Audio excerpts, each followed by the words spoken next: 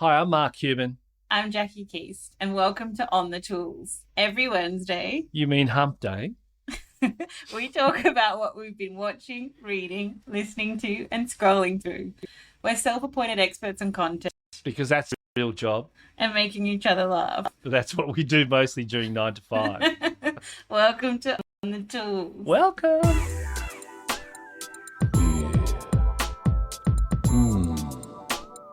Hump day. Yeah. On the tools. Hi, Jackie Keast. Hi, Mark Cuban. You're looking mighty aquatic today. Can you take me through today's fashion ensemble? A bikini and a snorkel, though. I just went for a swim. That's good. I don't Come think to the studio covered in chlorine. Yeah. chlorine and a towel. So this week I'm going to be talking about two podcasts, Bear-Brook and Art-Wank. And I'm going to talk about a Apple Plus TV show. Oh, that's not the right what it's called. Apple TV Plus show, Severance, and a podcast called Shithole Country. So Bear-Brook, this is a great true crime podcast. The host, Jason Moon, keeps it nice and tight. It's not new, but it's one of my all-time favourites. The reporting is top-notch and the interviews are great. The big draw card for me is the lack of sensationalism that many crime podcasts are guilty of. I think you've listened to this as well, haven't you? Yeah, you recommended it to me and then I listened to it. Did you like it? Yeah, it was really good. It's really interesting. So in 1985, two bodies were found in a barrel in the woods, Allentown, New Hampshire, in Bear-Brook State Park. The barrel was stumbled on by a bunch of kids in a fairly remote part of the state park. These kids lived on a site that in its day was a fairground that went broke and was subsequently abandoned, eventually becoming a squatter's trailer park of sorts. It's kind of a creepy setting already. In 2005, a second barrel was found containing two more bodies. It was determined that the bodies were that of a woman and three young girls. No one knew their names, where they were from. They didn't appear in any missing persons file. It was a complete puzzle to the police and it became a cold case. So in 2015, the host of this podcast, Jason Moon, began reporting on the murders after it was announced that authorities were using a new forensic technique in order to try to identify the bodies. Moon, who hosts the podcast, wrote a 6.5-minute script for a news report on the murders, which he later expanded into an episode, which was 1 through to 3 of the podcast at the suggestion of one of his colleagues. Through incredible podcast, slowly the pieces of the puzzle spanning over 3 decades start to connect. The investigation gets more momentum as people who follow the podcast get involved. There's basically a bunch of amateur sleuths just pour through all this information, a whole bunch. But one person in particular was a woman called Rebecca Heath, who was a librarian and researcher, took a special interest in the podcast, and who ultimately helped solve the murders. And I read somewhere that the initial breakthrough in the case took, I think, about 10,000 hours of work from people and from the public. And the public had generously donated, I think, $36,000 to New Hampshire Public Radio to keep the podcast going. It's highly addictive. I won't give anything away. And I think what makes this podcast so special is that it showcases the length people and the police go to solve these sorts of cases. 30 years is a long time to kind of rekindle a cold case. A crazy long time. But it's a case, it's solved by basically helping to, should I give anything away? I don't know.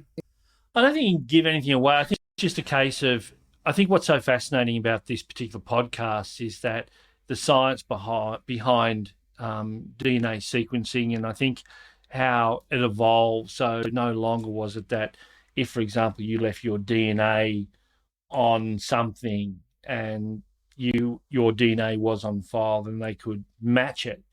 Now it's gone so much further that if, for example, Chris decides to poison the duckweed and leaves toxic can lying around, and you go to one of the genealogy sites and provide your DNA, I think the technology has gone to a point where they can actually match Chris through your DNA. Yeah, so I think this was the first case ever where they used basically Ancestry or those kind of websites where you can track your ancestors, but they used it to help trace a killer.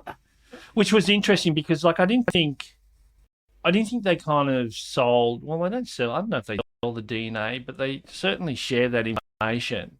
And then I thought that all those kind of ancestry type sites or genealogical sites had shared the DNA with like this large organisation that basically stored it all. Yeah, so they could access it, the police. But there's like a lot of issues.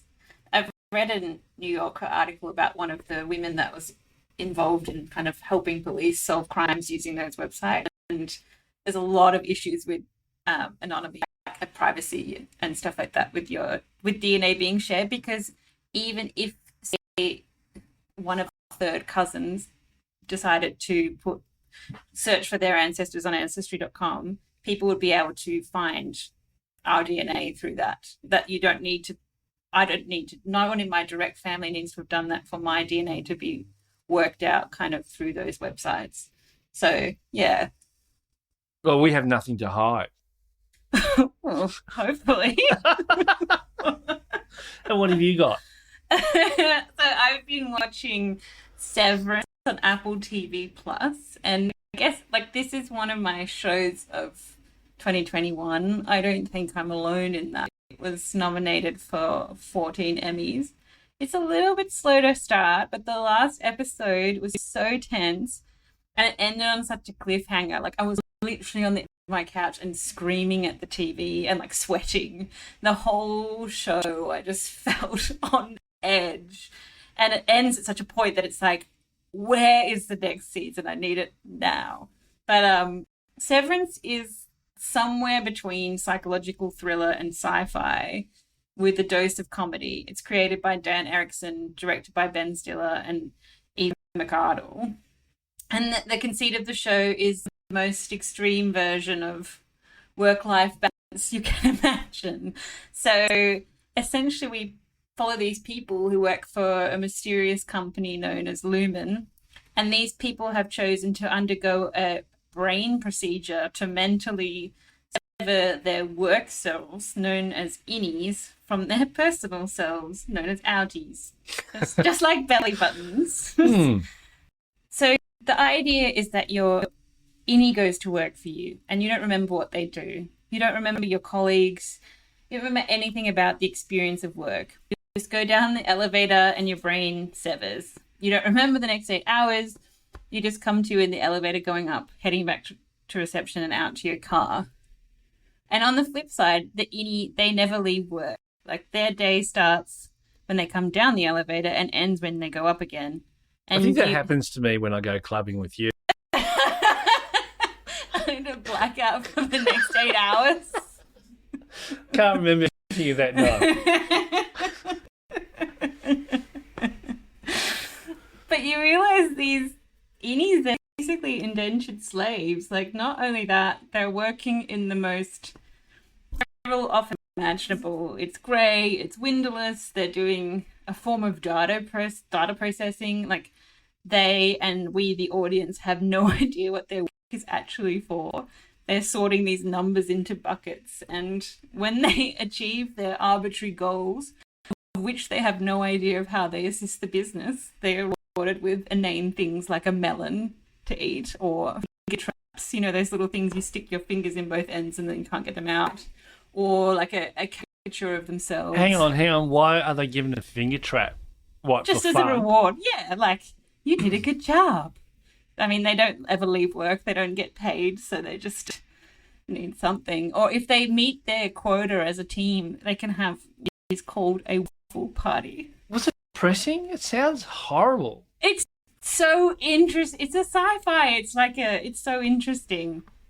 So they have no idea of their home lives, if they have a partner, children, even what kind of house they live in. They've never seen the sun, and they're asked to worship the creator of this business, Lumen, which feels less like a business and more like a cult. So we predominantly follow 4 innies, and the only person we see on the outside world is the main character, Mark, played by Adam Scott. And at work, his innie is this kind of like cheery, happy-go-lucky guy that loves working at Lumen. Like, he's fully drunk the Kool-Aid. But on the outside world, he's a complete mess. He's an alcoholic. He's depressed. We realize he's severed himself because his wife has died, and he wants to sort of reprieve some part of himself from that grief. But instead, it's like he's trapped himself in a world where, as an outie, there is nothing to do but sit in grief. He never has the distraction of work, and his life is this kind of meaningless blur with his only significant relationship, his sister. And Adam Scott, it like portrays both sides of this person so well that you really do believe that they are 2 different people. And then anyway, so one day outie Mark meets in a restaurant this guy who tells him he's his best friend from work and is on the run after having escaped from Lumen. Outie Mark has, of course, no idea who this person is, but it starts to make him question what the hell his work self is up to and why it's so bad that someone needs to escape. And our other entry to this world is Helly, a woman who's just started at Lumen as an innie, and she hates it, and she's trying to resign, and she tries to escape, but her outie, the person on the outside world, won't let her leave. Oh, I think I'm sold. It sounds... Okay, now... Really, yeah. So eventually, Helly, she forces Mark and her colleagues at Lumen, the innies, to start to question what there's going on for this mysterious company they work for. I won't give anything away, but the things really unravel from there. There's a lot of twists, and there's a really incredible cast. Patricia Arquette is there, really scary boss. You've got Christopher Walken, John Turturro, and the world of the show is really complex and thought out. It's a commentary on capitalism and how mundane office life can be. The production design of the office they work in is amazing, but it's also about free will, and it's Do you think environments like that really exist? That just the office we work in. I don't think it's like that at all. No, it's not like that. It's not. I actually did work in a place like that when I was in uni. I did data entry for a job for a while because it was so easy. I could just listen to my iPod and type up invoices. But that was in a windowless room with like fluorescent downlights. A creepy boss that came behind me and used to massage my shoulders. Oh my God. Yeah. No wonder you left. I worked there for like 2 years. It was okay. Sexual harassment was fine. I just need to pay my way through uni. Oh my God. So I've been listening I haven't finished talking. Oh, sorry. No, I was going to say, would you sever your work self? No. Well, like, that's because it kind of, like, how... I think it's too important. I think, like, I did think about this. So I've got a few friends who, I wouldn't say have retired, but they've kind of left their jobs and they're on boards and they're doing other things. But, work does bring structure, and there's the specialisation aspect. And, there are times when, of course, work can be dull, but then there's times when you're doing something and you really enjoy it and it's really fulfilling and you're learning something. I mean, I think work, well, it depends what you do, but for us, I think it's always exciting. I think there's always something to do, and the topics kind of change. No, I don't. I think feels like it fuels my life in lots of different ways, not just financially rewarding. Yeah, like I feel like there's part of work that is sort of inherent to our identity and it gives us a sense of purpose. Though I also feel like people who identify solely with their jobs are a little bit sad. Like the work can never love you back. But like also so much of our lives are spent there, maybe more time than we spend with our own families. And like if we didn't work together, we wouldn't know each other, for instance. Look, I think I always look at work, that it offers three things. So, it might be culture, it might be really satisfying work, and then that third point, that triangle, might be remuneration. And a lot of times you'll get two out of the three. Yeah, I don't have the remuneration.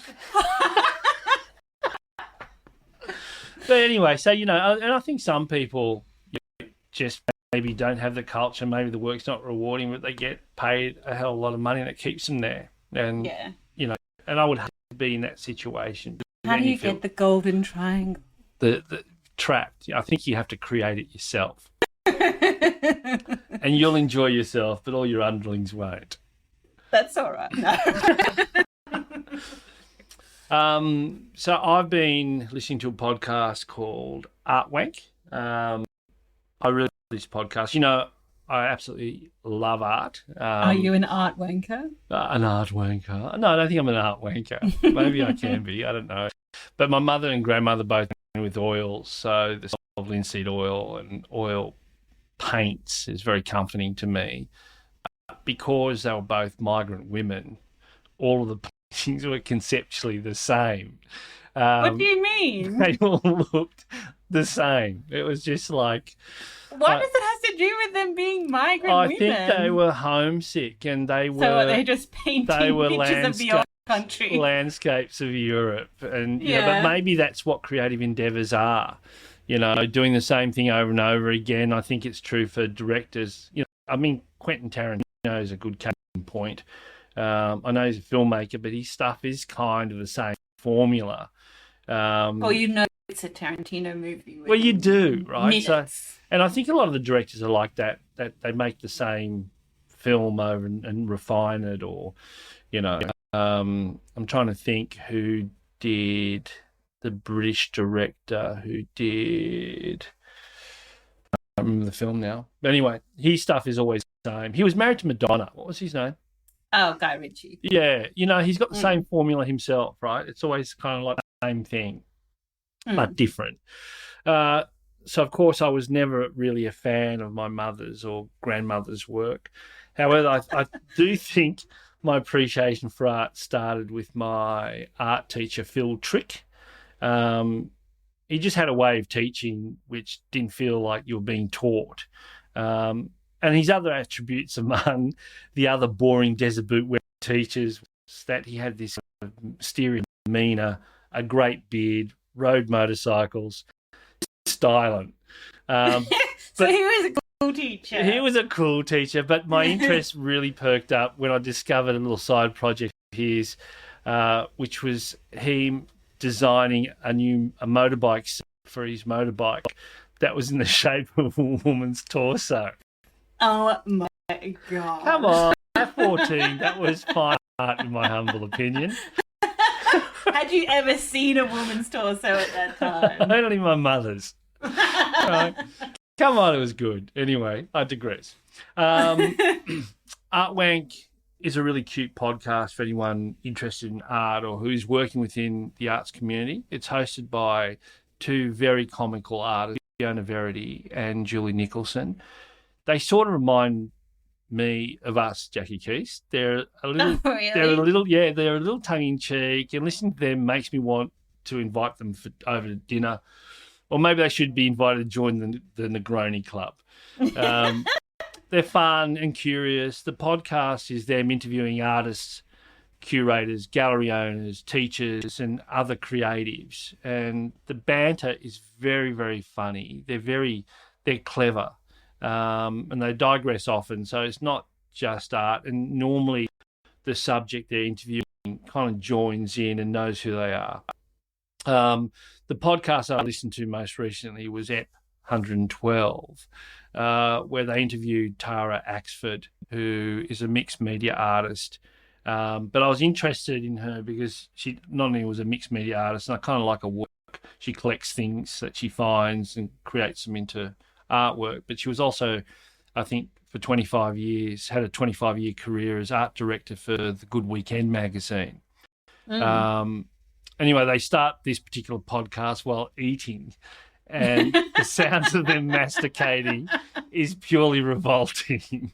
It's just... You're not telling this. It's gross, but in a funny kind of way. Then they talk about their husbands, and one of them starts talking about, her husband sucking on a grapefruit or something. I really wanted to pull my own ears off. It's really accessible, and, it's kind of a really... So it sounds very relaxed. It's a conversation. It's a conversation with a whole bunch of really interesting people, who are basically artists or involved in the art scene, regardless of me. For me, I really liked it. It was really interesting in sort of getting a sense of, how it all works. It's a good site, a good podcast. And so, I liked it a lot. And I think if you're interested in art, it's definitely a podcast for you. Did you say it's very Australian focused? Well, yeah, most of it's Australian, I think. But the two sound British. So it's kind of like and the British are they're great writers, right? And so their comedy's a bit British, and they're fun. I think, and there's a whole bunch of artists they interview. Their sound design on the recording isn't the best. Sometimes it's like someone's moved the microphone or something, and the person they're interviewing disappears.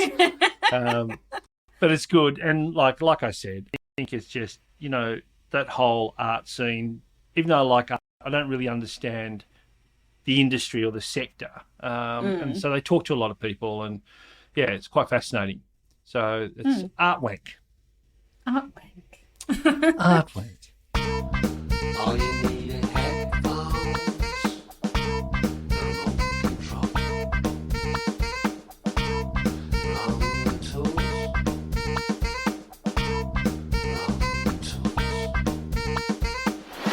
So I think a while ago now, I listened to a podcast called SHole Country.